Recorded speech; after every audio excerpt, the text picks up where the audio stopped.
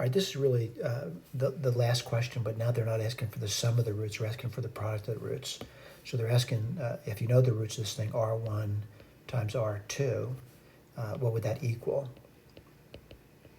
All right, now if you remember the formula we derived way back over here, it would be just simply C over A. All right, so you could write that down quickly if you remember that. So what's it going to be? It's going to be C over A. Now, do I know what C is? I do. C is 10. Do I know what A is? Yes, I do. A is 4.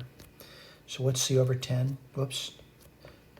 10 quarters, and that would be 5 halves. All right. Now, let's say you did it by using the quadratic formula to get the roots. Now, we just did these roots in the prior problem, so they should be somewhat familiar to you. And these are the two roots over here.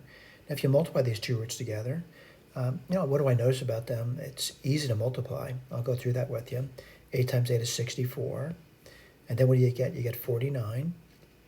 And then you get, they're conjugates, by the way. You can get minus I squared times 111. Well, let's see. That's going to be 49 plus 111 over 64. And what do you get there? Let's see. It looks like you have 160 over 64. And I immediately notice that those things are reducible. Now, whether you do it slowly or quickly, it'll eventually boil down to 5 halves. I want to go through that with you, though. I would look at that and say 32 is common at top and bottom. 32 goes into 165 times, and it goes into 64 2 times. If you did it more slowly, like dividing by 2, you would get 8 over 32, 80 over 32. Divide by 2 again, you get 40 over 16. A little simpler now. Divide by 4, you get 10 over 4. Divide by 2 now, you get 5 over 2.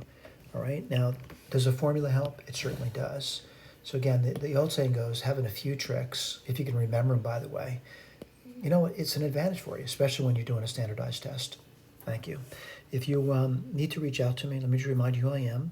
My name is Ron Bannon, and my email address is Bannon, B as in boy, oops, B as in boy, the @ symbol, NNON.US.